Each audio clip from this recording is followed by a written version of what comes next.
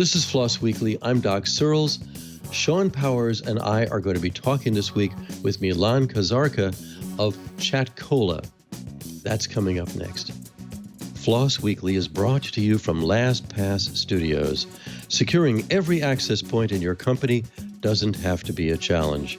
LastPass unifies access and authentication to make securing your employees simple and secure, even when they are working remotely. Check out lastpass.com/twit to learn more. Podcasts you love.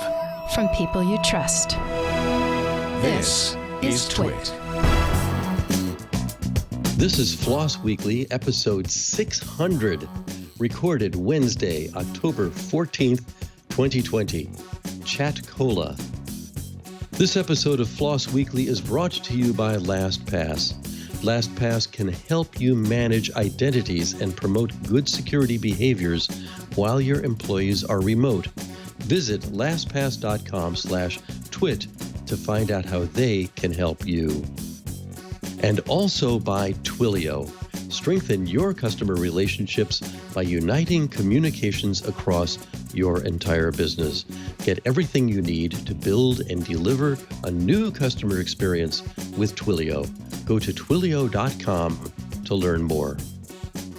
Good morning, evening, or whatever to everybody. Welcome to Floss Weekly. I'm Doc Searls, and I am joined this week by Shawn Powers as my co-host, and our guest is Milan Kazarka of Chatcola, and there he is. Howdy, Milan. Shawn, what do you know about Chatcola so far? I'm hoping more than I do, because I've done inadequate homework. Oh, well, I have questions. And I don't want to get, jump right into it, but I don't know how. I just want to know. I used it. I mean, there's that. But I'm curious about the goals. I'm also curious about the Docker container.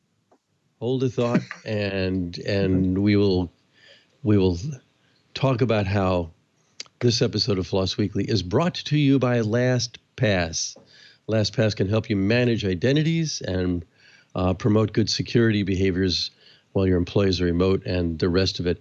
LastPass has made a commitment to protecting its users for the last 12 years, and now with 25 million users and 70,000 businesses, it's no surprise why they are the award-winning #1 password manager. Living in a remote work environment has greatly impacted identity and access management for business, and adjusting to an online workforce hasn't just been a logistical problem. It's also been a security issue. LastPass has been a saving grace to many companies. One in particular leveraged LastPass to enable the team to set up, utilize, and share strong passwords for their accounts and programs. Not only was this a crucial and progressive step toward improved data security, but it also helped ease the burden of the shift to working from home full time, like so many of us are doing. If you haven't used them yet, now is the time for your business to get LastPass. Here's why. They can help you transition your remote workforce. Single sign-on manages employee access in a centralized view, so IT always has insight into who has access to what from where. Enterprise password management ensures oversight of shadow IT and enforceable policies across all password-protected accounts. Multi-factor authentication requires additional factors to prove a user's identity, while the use of biometric and contextual factors makes the process smooth for employees. Their zero-knowledge security model protects everyone from the individual user to the biggest organization that uses LastPass. Your security is their top priority. They allow employees to go passwordless and access to the tools they need to work. LastPass uses AES 256-bit encryption with PBK DF2 SHA-256 and salted hashes to ensure complete security in the cloud. Data is encrypted and decrypted at the device level, so the data in your vault is secret from everyone, even LastPass. We use LastPass here at TWiT all across the board, and our experience is nothing but positive. LastPass has won 8 awards so far this last year. They are PC Mag's Editor's Choice. They won the Fortress Cybersecurity Award. They are Business Insider's Best Overall Password Manager, just to name a few. You don't have to take our word for it. LastPass speaks for itself. There's no better time to get LastPass. Ease the burden for yourself and your remote workforce with the cybersecurity protection you need. Go to lastpass.com/twit. That's lastpass.com/twit. Okay, well, so with thanks there, already, Shawn, you said you had questions ahead of the show commencing, so give you first shot. First shot, all right. No, I'm actually just really curious. So, what is the long-term goal for Chatcola? Here's the experience that I had. I tried to spin up a Docker container. Admittedly, I didn't spend a lot of time. It spun up. I couldn't connect. I'm like, oh, okay. So I went to chatcola.com so I could actually use one that I knew was going to be working. Spun up a chat room. It was kind of fascinating. It felt like the goal was for it to be an ephemeral, anonymous, not logged kind of chat. Is that the goal? And is the goal eventually to embed this into sites and products? Or I really just want to know what your grand vision is for Chatcola. Well, yeah, that's it. It's in a nutshell, essentially a decentralized communication platform, right? So you can run it on your own system, on your own infrastructure, and we are aiming for it to appear in third-party software, for it to be embedded on sites. We are working with one other startup on a white label, for instance, and the goal for Chatcola is, because I have seen over the last years, and we have all seen like different projects in the decentralized internet space, right? Which were moving in the direction of, let's say, essentially creating a copy of Twitter, usually. That's where a lot of these projects usually end up. And what I wanted to create is something more bare bones, more essential. And the fact that, for example, it doesn't have user credentials, sign in, sign up. That doesn't mean that someone can't come in and implement a system on top of Chatcola that does user authentication. So at its core, I wanted to create a communication system and then expand from that. When it comes to the decentralized part, I wanted to have the data decentralized, but I didn't necessarily want to have the data distributed. As there is one network out there that does also distributed data. And the sign in, sign up, that's really, I mean, there is, for example, the DID right now out there. But I have a specific opinion about IDs online, right? Like if we are building a decentralized network, a decentralized communication platform, then should we tie in with a specific way how people sign in, sign up?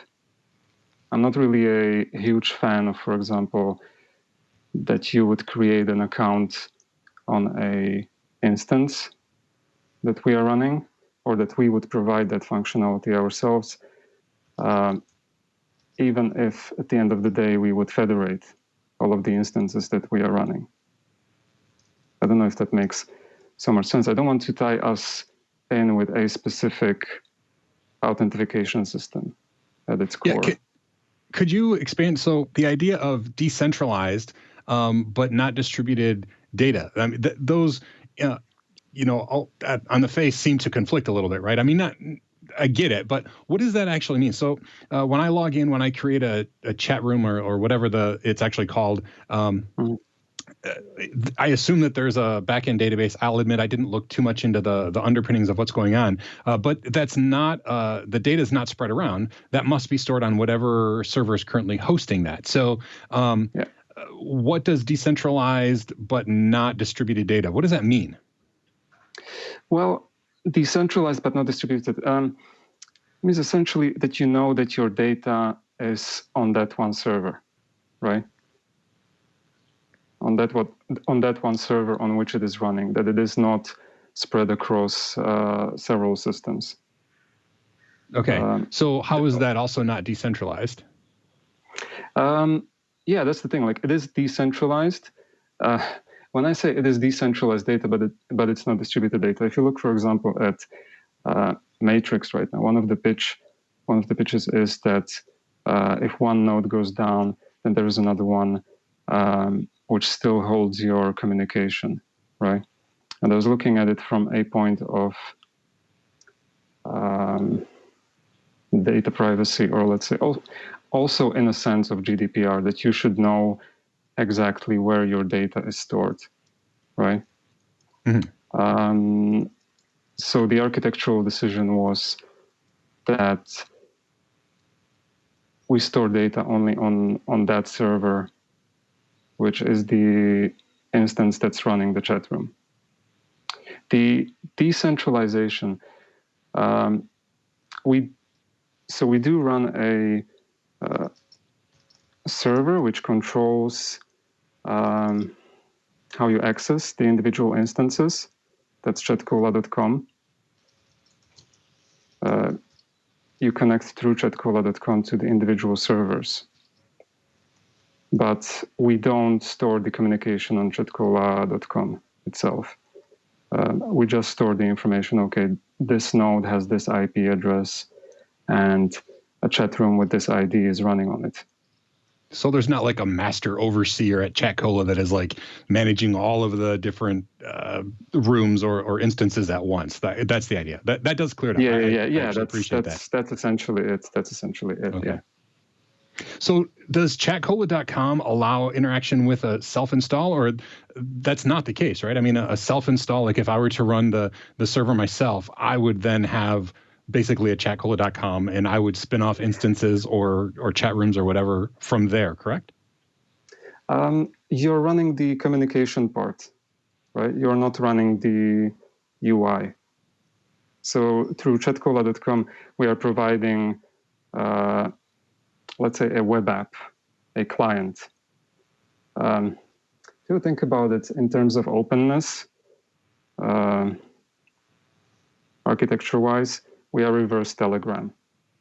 If I simplify it, like Telegram has opened its client applications, but has the communication closed, right? So we have the part that's the communication open, but the current, the first web app or the communication app that allows you to chat with someone. We are running that, yeah. So if I were to, like when I installed the Docker container, that was the back end Chatcola server, not a front end web application. There's two separate pieces. Is that, am I understanding that now? Yes. Oh, okay. Yes, exactly. Which explains why I couldn't get it working, or I was working. It just wasn't doing what I thought it was going to be doing. Yeah, okay. So I guess we need to do a better job on the documentation front, or maybe I should just record some videos, some tutorials, or something like that. I guess so. Well, that's why I wanted to also have this, discussion to. Okay, so my last question then, I probably bored Doc to sleep. I'm sorry, Doc, but my last question is, so is there an open source front end to use this? I mean, is there a piece like chatcola.com that I could install on brainofsean.com if I wanted to spin up my own thing, or is that something that the individual person is going to have to develop for themselves? Yeah. Yes. That's something that an individual person can develop themselves. What we are providing is an open source server, and then a service that provides a client application or a central instance. But if you wanted to do a client, then you can. Okay, cool. Doc, I'm sorry, I've been monopolizing his time. A couple of things. One is, Milan, forgive me, but I'd forgotten actually to begin by introducing you. So what we... That's my fault. I jumped in. Yeah, no, it's not your fault at all. So this is Milan Kazarka of Chatcola, in case either that or you came in later. And I should point out that I actually think your website does a pretty good job of explaining, at least to even to a fairly technical end user or a client, somebody who comes to the site, exactly what it does. What Chatcola gives you, you can create a chat room in seconds. That you could also do P2P voice calls, set an expiration time, and then usually attach chatbots. It seems to me what you're doing there is creating a kind of new space in the really pretty large and varied real-time chat world, and I should throw something in here because this is where my involvement in that world expired 2 decades ago. Was with Jabber and XMPP. In fact, Linux Journal, which I edited for a long time, was very involved in trying to promote that, because the idea at that time was we need for chat something like SMTP and IMAP provide for email, or HTTP does for the web. And it didn't work out that way. There are like a zillion different ways that you can chat online, and a lot of the protocol, the human side of the protocol of getting along are using Signal or Telegram or WhatsApp or one of these other things. If you're working with teenagers, especially, it's like there's this little previous thing you have to like work out what it is you're working on. Oh no, we're not going to do Facebook Messenger now. We're doing this other thing. But you've got something here which I think brings brings a whole new space into being here. And I'm wondering what kind of thinking you went through with that, looking at the overall landscape of chat. Yeah, so looking at the ecosystem, so also to go back to the original point, like why don't we make it so when you install Chatcola that you also get a front-end interface? Well, I looked at it in a way that, well, you can use Mastodon for that, right? And then you have individual instances, each with its own web app federated, or you can use a different app. When it comes to XMPP, when it comes to Jabber, or you can also say IRC. Those are all valid technologies. Those are all useful, or they were useful, you could say. What I wanted to do with Chatcola is a kind of a bare bones technology that could be expanded, that could be embedded, and taking some ideas from the decentralized internet space.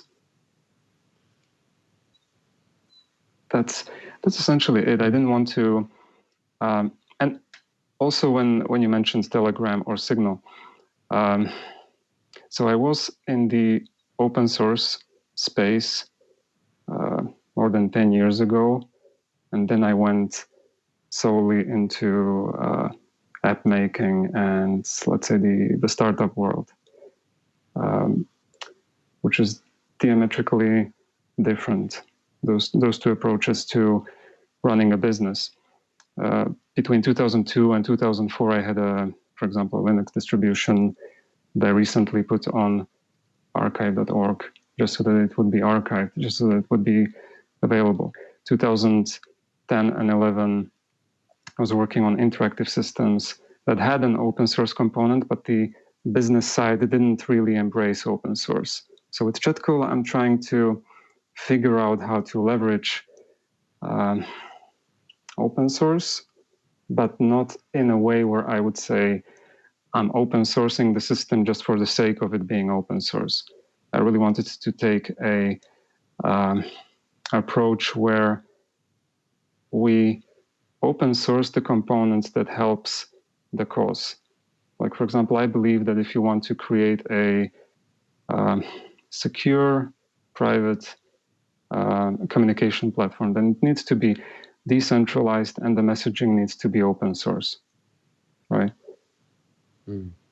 Because otherwise, you can't argue with some people if you keep the communication closed source, right? If people don't know what's happening. that's why I also said that, like, we are essentially reverse Telegram in our approach, that we open sourced the messaging, and we are providing one UI client. We're open to other people. Other people can write their clients too. Client applications. So can I interject there? Because you mentioned that you could use Mastodon for the ideal of a front end. Did you mean specifically as a front end to a Chatcola server, or did you just mean the platform itself as opposed to that? Because I am curious.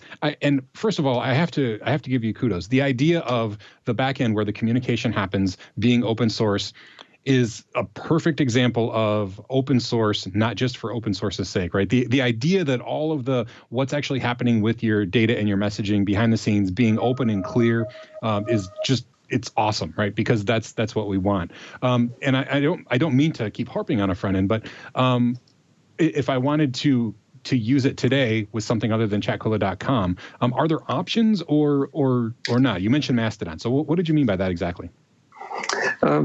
Yeah, so I meant exactly like if you wanted to have such a service, then you can use Mastodon. There is currently no integration between Chatcola and Mastodon, right? And there are also no other client applications other than Chatcola.com. We are a relatively young project in that respect, to be honest.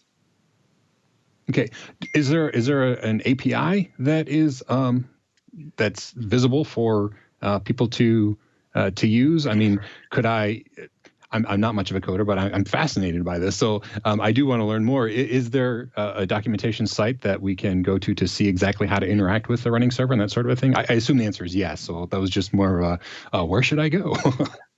Well, you know what? The answer is yes and no, because we try to put some information on GitHub, right? We are not yet running a separate documentation site. So that's a good point. That's something that we still need to catch up on, right? The whole project is less than half a year old, right? And we are still catching up, to be honest. And please don't confuse this. Don't think this is me scolding or judging. This is me being excited and wanting to learn more. Okay, so the GitHub place is right now that's the place to go, right? And well, yeah, I've been a coder long enough to say documentation. The code should speak for itself. Yeah, but I know what you mean. We have a lot of catching up when it comes to just like putting information out there, essentially. Like we need to create a documentation site. Yes, we need. Also expanding the Chatcola Foundation and how it's run and all of that. Everything together. It's more of a resource thing than anything else. One of the things that's interesting to me, I mean, listening to what you're going through here, as you're not just as you're working your way through bringing Chatcola into the world, but your experience in the past, for example, creating yet another Linux distribution, which is now at archive.org. I mean, you've got a lot of experience, and you've got, we moving forward is not always a really easy, non-stumble thing to do. Part of what I'd just like to get your thoughts about this. One of my theories is that in the history of technology, of digital technology, we are still in very early days. We haven't figured this out yet. I mean, we figured out enough to, we have these miraculous things we can hold in our hands and that we can look at like we're doing right now, and compared to what might have been anticipated in like 1982 when they shot Blade Runner, but they imagined 2019 would still have phone booths and and vacuum tubes for display terminals. But here we are being present with each other at a great distance, but still there's a lot we haven't worked out. And it strikes me that that you're kind of feeling your way forward in the chat space, but also in the open source world, in the licensing world, in the GitHub world. I mean, 15, 20 years ago, GitHub, we didn't even think about GitHub. I mean, Linus Torvalds only, invented Git like what 12 years ago, something like that, and then walked away, and then GitHub happened without him. We don't know where things are going to go. And so I'm sort of want to get your thoughts on what it's like for you to make certain choices moving forward, and you know, putting something out there for developers to jump on and help you bring out. Yeah, so I guess that innovation happens in time pockets, or at least that's what I've seen. And I kind of guess that the focus of too many people over the last maybe 10 years, or maybe that's just what happened to me was I wasn't in this space for a very long time. I was making apps, and I was joining startups. I was running around startup capitals, and all that thing is in Europe that's London, in the US that's San Francisco, for example. But that's a different thing. So my focus was somewhere else, and I think the focus of many people, or just the sheer amount of brain power that was spent over the last decade, was on making applications, was on making general purpose social networks. It was not on making, you referenced Blade Runner, it probably wasn't on making flying cars, right? I think it was on making apps that sell 1 million licenses, I guess. With the open source, with the whole open source movement, with the whole open source thing, and now the decentralized internet movement, I guess over the last 10 or 15 years, some platforms got overly centralized, and we just figured out that might be a problem, or we figured it out in the last couple of years. Although I view it that the internet itself, right, is built on a system that doesn't, it sort of is centralized and it sort of isn't centralized, right? So if you say emails or SMTP, you can argue that that's one example of a decentralized system, right? So we are kind of backtracking the last 20 years, I would say, technology-wise, internet-wise, decentralized internet-wise. And I hope cherry-picking the good things, the good aspects. What I find a little bit surprising is that in this space of communication or decentralized internet, what happens too often is that people say, okay, let's build a decentralized network, let's build a decentralized app. But then what ends up happening is what emerges is essentially a Twitter clone, right? Or we end up mimicking social media features and functionalities and the UI. And I think there has been potentially enough of that, or there is enough in this space. So I tried not to do that. And yeah, I don't know, like Blade Runner, flying cars. Yeah, definitely. I also thought that we would be somewhere else than where we are at. But, we all did, I guess. Yeah. I mean, I'm old enough to have been an older grown-up when that went down at the time. It's just interesting to me. I mean, the future is the process by which the miraculous becomes mundane, right? We now take for granted that we're all zero distances apart, no matter where we are in the world, at almost no cost. But there is this centralization. I mean, that's a big part of what's been going on. I know Shawn has a question he wants to follow up, but I need to say this episode of Floss Weekly is brought to you by Twilio. The world is changing fast. You want to build new ways to help customers, and you can with Twilio. Engage customers at any channel, anywhere, from text messages to emails, phone calls to video, and more, all in one single powerful platform. Twilio powers 795 plus billion interactions across channels with 5 nines of uptime. That's 99.999% uptime, with over 3 billion phone numbers available across more than 100 countries. Customers love what Twilio has done for them. For example, Shopify runs their entire global contact center, supporting more than 1 million customers on Twilio Flex, which is Twilio's programmable contact center solution. Blue Apron powers newsletter emails with Twilio Send Grid. Netflix keeps your online account secure with two-factor authentication from Twilio. Ride-sharing and contactless delivery services like Lyft and Uber connect riders and drivers over text messaging with Twilio. Product and operations teams use Twilio to create new ways to communicate with their users inside applications, ranging from account notifications with text messaging to chatbots to securing online accounts with two-factor authentication.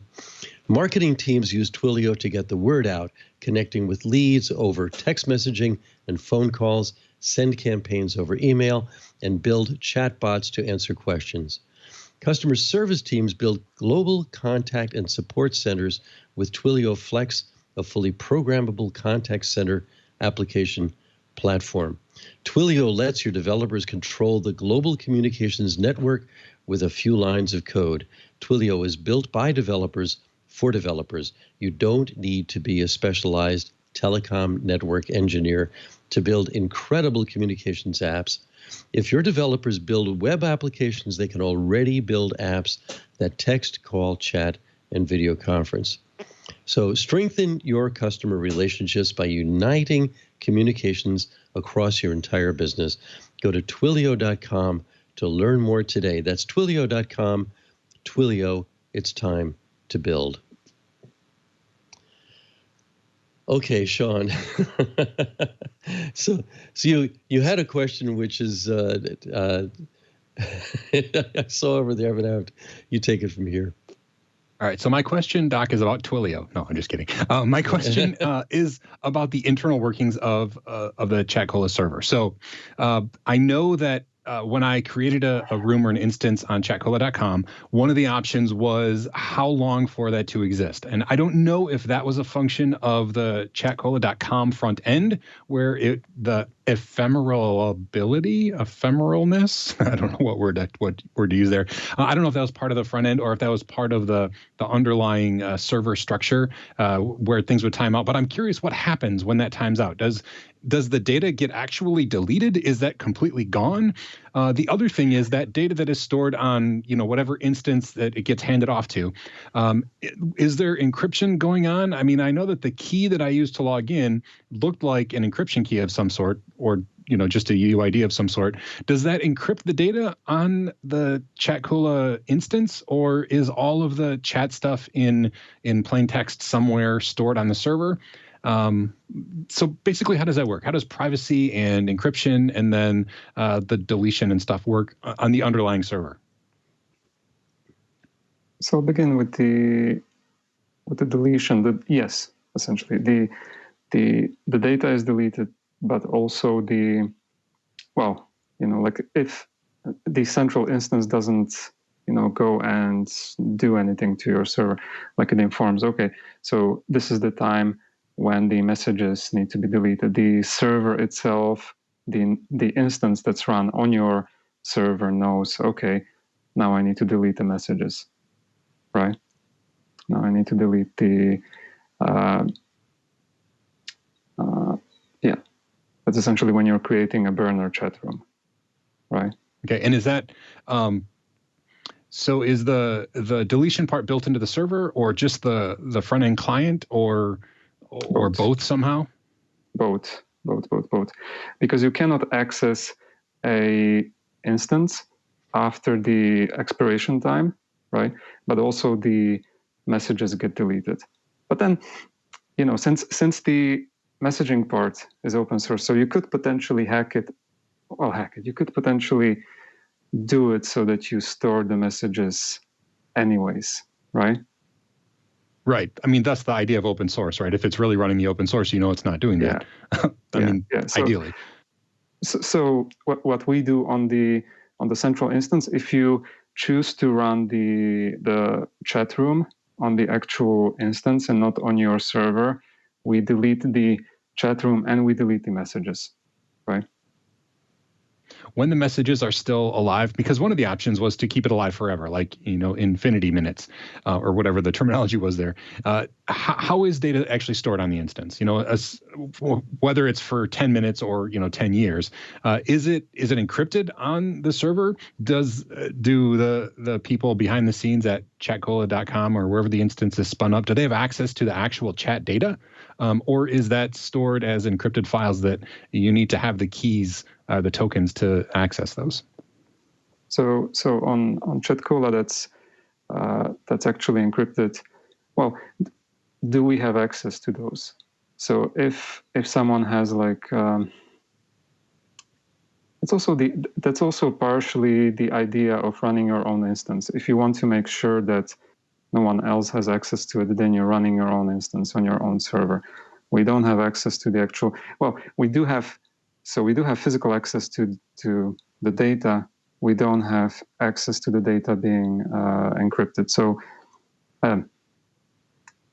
decrypted. The data is encrypted on our servers.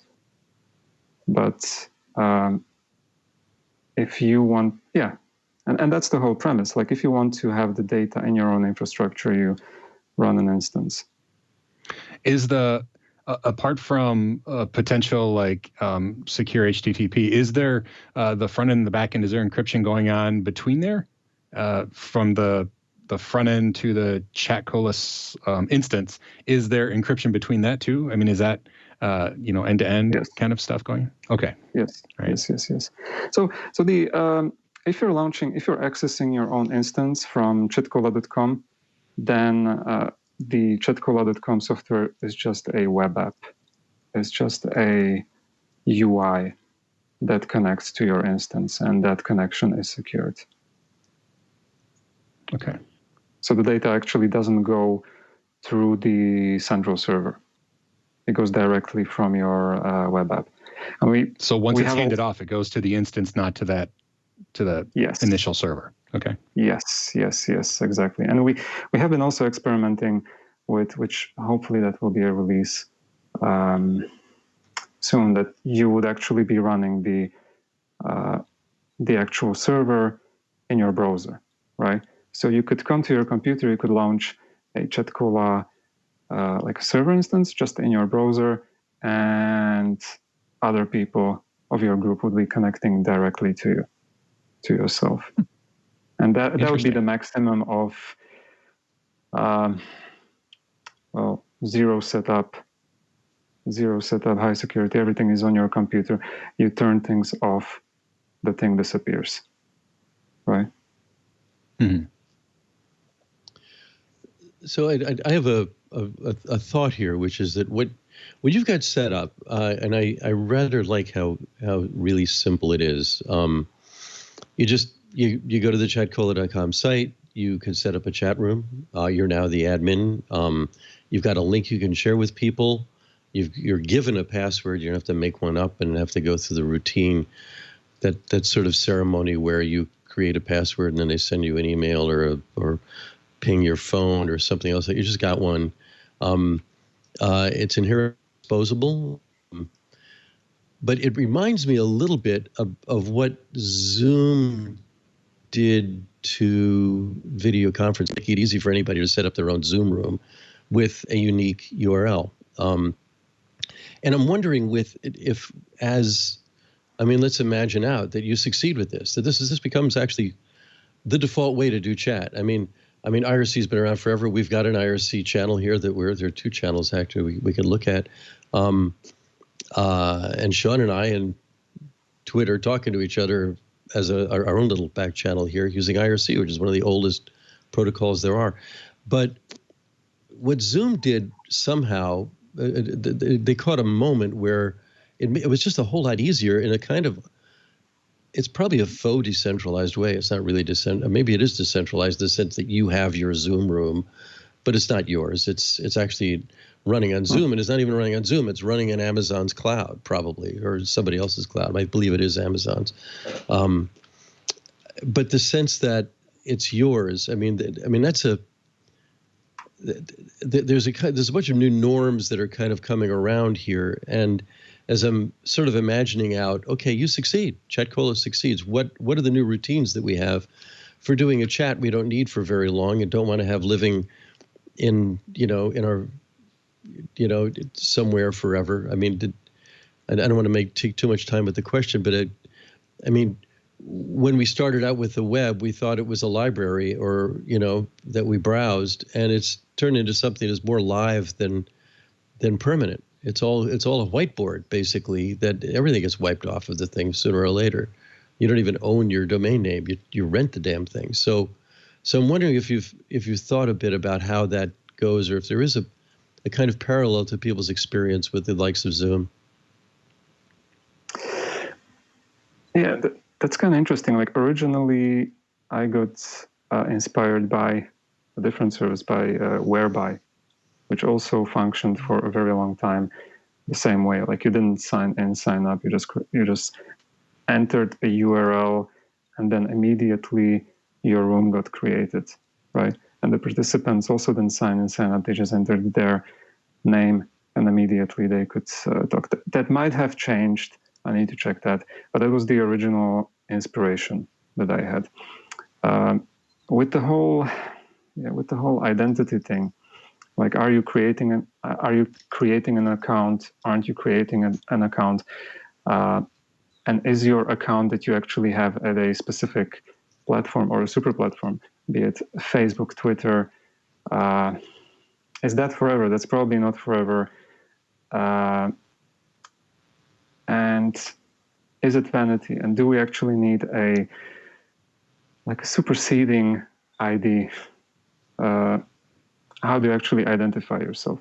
And I don't know the answer to those questions. That might also be the reason why Chatcola doesn't have or doesn't try to address this specific thing, right? And when it comes to Zoom, when it comes to IRC, yeah, you know what? With Zoom specifically, I was a little bit surprised how it took off, because in my mind, there were and there still are maybe better alternatives, but that's a different thing. I don't want to really say anything negative about them. Yeah. But when it comes to Chatcola, yeah, I tried to take what I've seen on Whereby and what I've seen not so much on Zoom, and just tried to take the good things. With the burner chat rooms, what I think, if you want to have a conversation with someone, you shouldn't need to give them, or you shouldn't need to connect with them socially, right? And I've seen that being a trend recently, that if you want to have a conversation, then you just have a conversation. You don't connect with them over Facebook. You don't connect with them over Twitter. It should be, if you don't know that you are going to have a second discussion with someone, if you don't actually want to be friends with someone, or if you don't know that you will end up being friends with someone, then you shouldn't go into a connection with them. You should just say, okay, we are going to have a conversation. That's more the I'm going to call someone logic. Yeah. Instead of I'm going to have someone's details. That's an interesting thing. I mean, you use this term burner chat rooms. That's a really great characterization. If that's you're saying that's what you have with Chatcola, right? Is that do I have that right? Yeah, there is that. They're basically burner chat rooms. Yeah, there is that's that really interesting. Burner chat rooms. Yeah.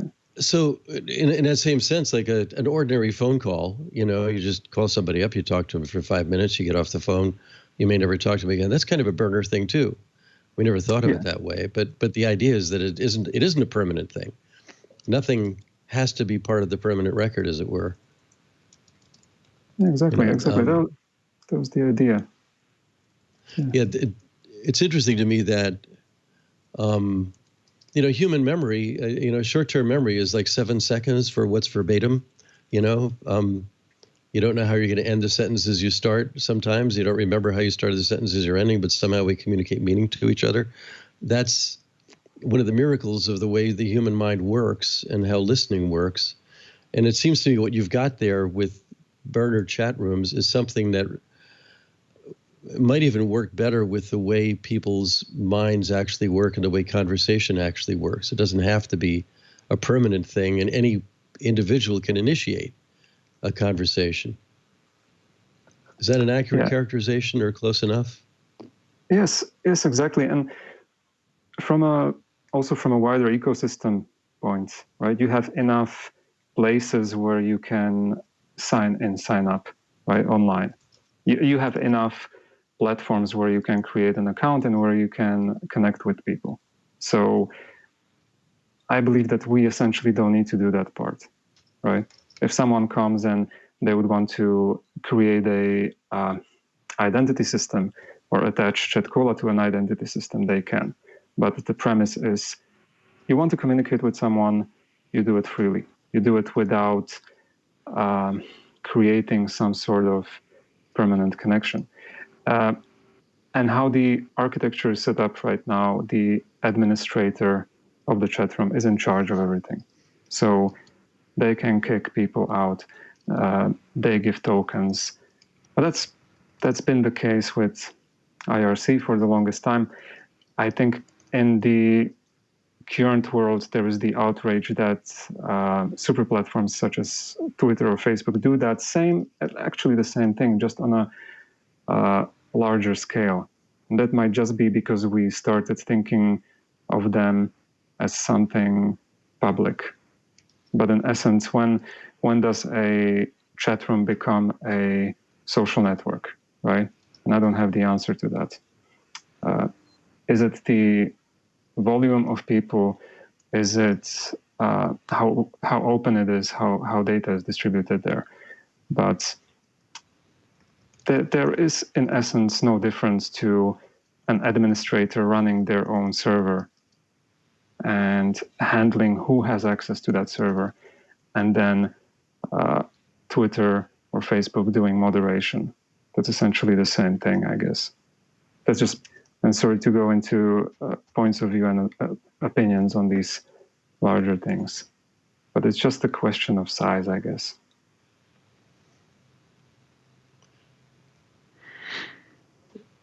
Shawn. Yeah, so breathing, but I wasn't sure you were going to speak. Sorry, we're playing with Chatcola right. too behind the scenes here. So the air wasn't I'm curious, dead. It was just kind of there. Go ahead, sorry. What would be the next step for somebody who is wearing a shirt exactly like mine and looks just like me? What would my next step be to get more involved? Whether it's with the open source aspect of the Chatcola server or just with using Chatcola in general. Is there a launching point for somebody to watch this show and say, wow, that's really cool. I want to, like I said, either get involved or start utilizing it or that sort of a thing. I think it should be clear by now, but there's chatcola.com, which is the web front end, but then there's chatcola.org, which is the community behind the actual software, the server software. So those are two separate, and I know that chatcola.org would be the place to go to do open source stuff, thus the org. But what's the best way for somebody to get involved, to get interested, get using it? Well, I would just say, like, if people have questions, they should just they can just contact us. That's one thing. If someone wants to, if someone wants to launch an instance of Chatcola, they will do that based on the documentation. If someone wants to contact us, then feel free to. And I want to expand the foundation, right? So maybe in the next months we will have something like a public, let's say not so much a public forum. A space where people can publicly communicate about the technology on chatcola.org. But currently the only way to contact us is through an email, right? And if people want to launch an instance, they can do that. If they have a problem, they're open to talk to us. And we also have like one support Chatcola room that we are running. And I need to be, I believe, more vocal about that exists. So I have so we have the back channel is is live, and there.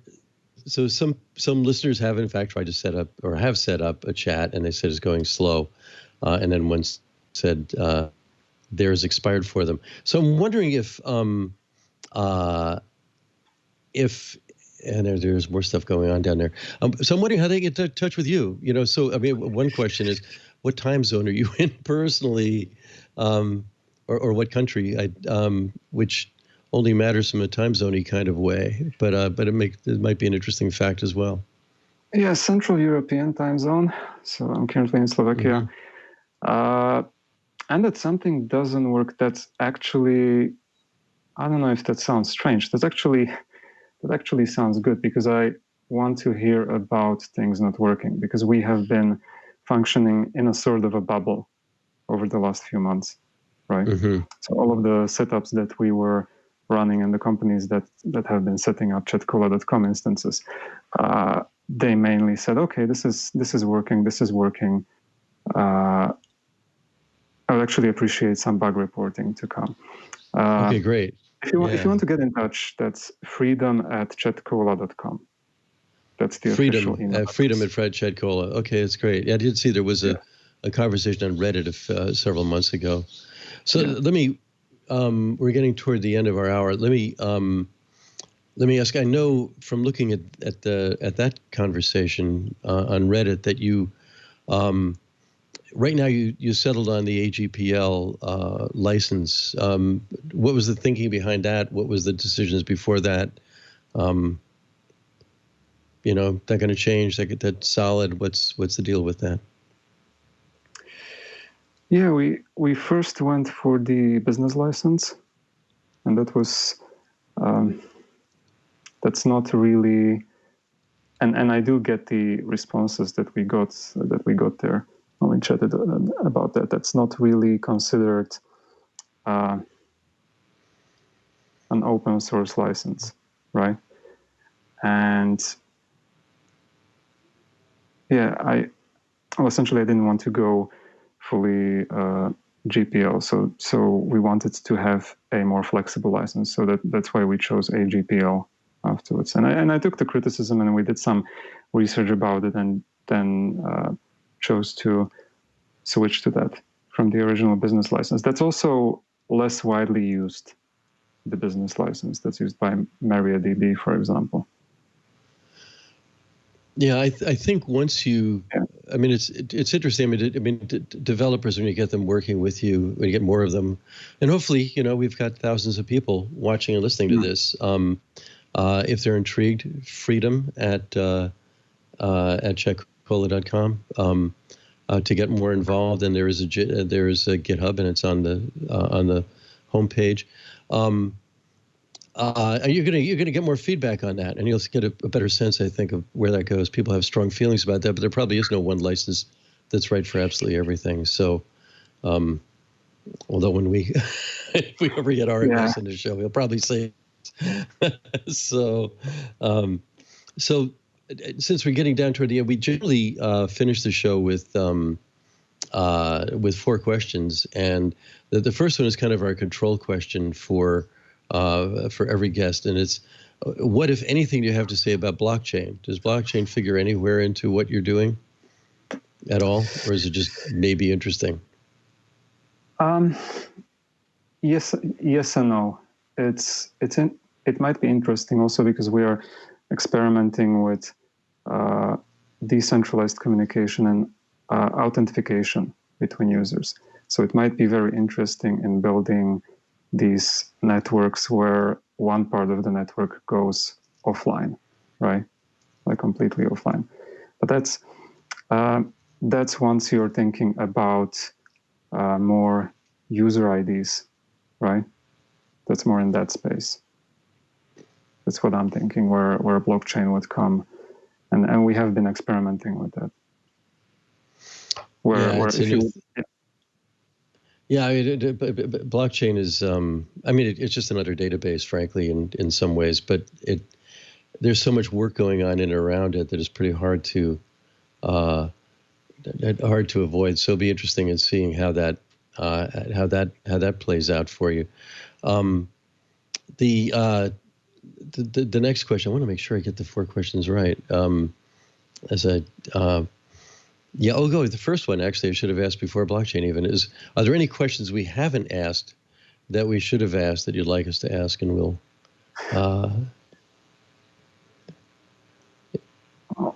That's really a good point. I'd say that, I don't know, let's see what happens, essentially. That's what I would say. Yeah. So, yeah. And so then what is your favorite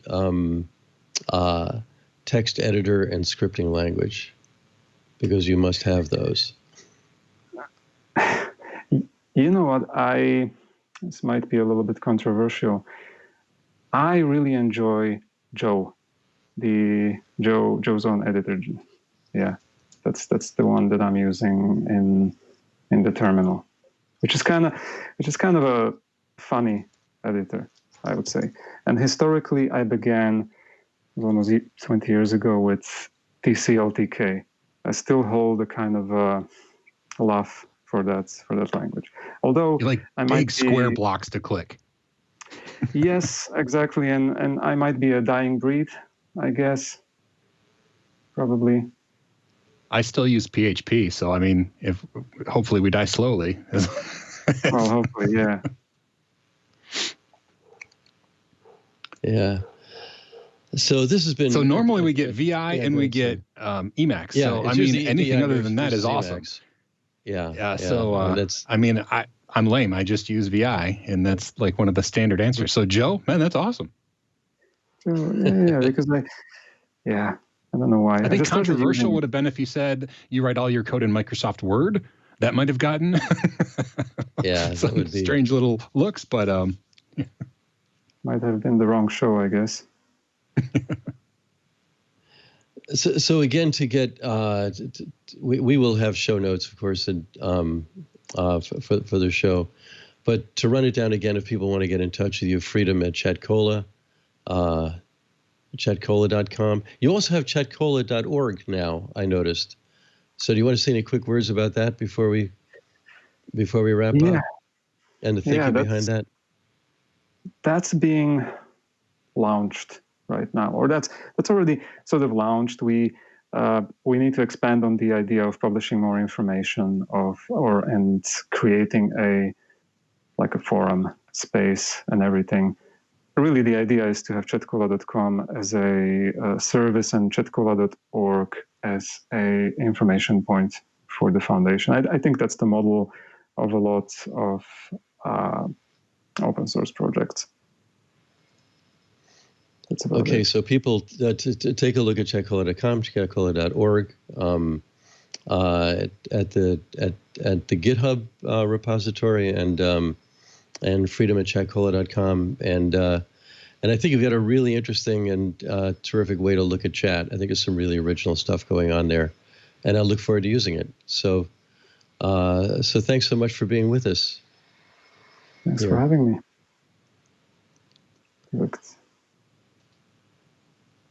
Excellent. So Shawn, how did go for you? I'm going to be honest. I'm hoping that there's a front end that comes up pretty quickly. It'd be great to have just a rudimentary front end so you could play with it to see if is this what I'm doing well? So I'm going to look at the code, but I'm not a coder. So we'll see if maybe this show, bringing attention to the Chatcola server will get people to contribute if they allow contributions to their GitHub repository with even just a very simplistic front end, even if it's just a proof of concept to see what's going on and what sort of things. I mean, I would like to have a front end installed so that I can send some messages to a chat room, sniff that network traffic to see what's actually being transferred. I want to see how the encryption happens. Yeah, I want to see, like, he calls the individual chat rooms instances. So I want to know more about that, right? I mean, there's a centralized chatcola.com that is the front end that spins off instances, like individual chat rooms are instances. I want to see what that means and how to utilize that, how that would scale, all sorts of things that just require some sort of a front end to be able to use and interact with that server. So that's what I'm hoping we can see soon, whether it's from Chatcola themselves or from a contributor who creates a front end. Maybe there's a front end out there. I mean, maybe we should search GitHub for a open source Chatcola front end, because that'd be interesting to see too. Yeah, that can happen. One of the things I like about this is that this is still early days for Chatcola, and one of my takeaways from this episode is that 20 years into my 30 or 40 years into my use of chat or whatever it's been, and 20 years into caring a lot about it, starting with the Jabber experience, which I was very involved in, and we had Jabber cons at ski areas and stuff like that, where we went over this, and Jeremy Miller, became a good friend as we're trying to make that work. And it succeeded for a while. It became like that was kind of like what it was going to be, and then it wasn't, because there were just too many ways that we could do chat. It wasn't like telephony, where it was this thing that was deeply embedded in the world, and we're always going to have phone numbers no matter what else happens. It was something that we're still making. We're making and remaking from the ground up, and there are lots of varieties to it. And also, there's this thing about where are we? I mean, I think talking about decentralized versus distributed, those things are used interchangeably. Sometimes they're really not. I remember when being recruited for Linux Journal in the first place, setting up, at the time I had, even though it was dial-up speed, it was a fixed line to my house. And I had servers. I had 16 fixed IP addresses, over in the dial-up? early 90s.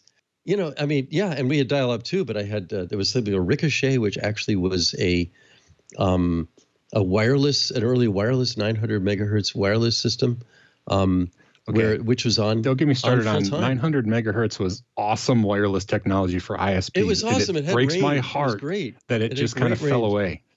Yeah, I mean, and my house in the Bay Area, I was actually hooked up with a node that was on top of Mount St. Helena and 60 miles away. It didn't matter. It was great. But the cool thing there was that I had a sense, oh no, I'm on the server side. I've got servers. I'm a man. I have servers, right? And now everybody's like, Searls.com was on a server that was actually in a rack at Rackspace, and now it's at some other place because whatever. But and actually my email, I no longer operate my email. It's still at Searls.com. I noticed that somebody just came out with a new mail client that is a standalone mail client, but it totally emulates Gmail, because that's what people are used to. But there's this. And do you remember when Gmail came out, how weird it was? I mean, it was hard to get used to Gmail, and now it's how I think about email. Yeah. I still hate it, actually. I don't want my email to be in a browser, and it's like, anyway. But we're showing how old and grumpy we are. But this has been great. I really appreciate Milan coming on the show and sharing this with us. So Shawn, what plugs do you have? Plugs, you're doing I don't know. much stuff. I mean, oh my God. I'm doing a lot of stuff. I mean, I still work for CBT Nuggets, making videos every day. I think my lower third here is, my YouTube channel. I've been putting some tech tips there. Again, like I said, the last time I was here, it's because it's just reminding me of Linux Journal so much doing this with you, Doc, so that I'm all like, oh, remember tech tip videos? We released a DVD of tech tip videos because it's a long time ago. But it's a lot of fun. So I'm just doing a lot of video stuff. I'm really hoping to get better looking, because I think that'll help my video. You look awesome, dude. You look awesome. Oh, so yesterday, I don't have a link for it, but it's the funniest thing. There was in the EU, they actually, the EU itself, or the countries, actually fund work And somebody did this thing where they have, here's the AI that's going to do facial recognition for you. And by the way, we're keeping none of the data. Here's a way we're going to prove we don't doing none of the data. And our data authority will kill us if we keep any of this data, but here's what we're going to tell you about your face. And they did all these guesses about my face. And among them was telling me I was lying about my age. I am an age you don't want to admit, and it said I was 13 years old and therefore lying about it. And how this here looks like 13 years old gave me great faith in the inability of AI to do everything yet. So there was that. Yeah, we may not anyway. be we may not be getting to the, what was the Terminator term? The where they, I forget the term because I'm getting old too. But yeah, I don't think that we're gonna be taken over by robots anytime soon. No, not soon. And by the way, for the Linux Journal reference, I remember when I worked for the radio station in North Carolina that was like #1 in all kinds of ways, a rock and roll station. And overnight, they said, I know we're going country, right? And the whole thing went to another station. I mean, it went from this station to another station. That was like the same thing in a parallel universe. It was different studios, different record collection, but the same bunch of guys. It's almost all guys. We actually had. Yeah. So did you have to change formats yourself? Like all of a sudden now you're no. The same format went over. I mean, I was on the promotional side. I wasn't air talent there, but all the air talent went over, or most of it went over, and the news talent went over. It was pretty wild. And so we called it first station in a parallel universe. This is like a shard of Linux Journal, but it still works. Anyway, I have to get into post-production, so. All right. I always enjoy hosting with you, Doc. It was fun. It was a great show. I actually had a lot of questions answered that I was confused on. So I think it was a good show. Yeah, it was a great show. So we appreciate it again, and thanks for joining us. And I promise we'll have a great show again next week. Right. See everybody later. Doc Searls, Shawn Powers, FLOSS. FLOSS Weekly. See you next week. Want more TWiT? Well, check out Smart Tech Today. It's at twit.tv/STT. It's the show where Matthew Casanelli and I cover everything there is to know about smart tech. It's automation, it's connected devices, it's smart home, it's all those goodies and so much more. We get the news, we get the latest devices, we do reviews, everything. You got to check it out, twit.tv/STT for Smart Tech Today.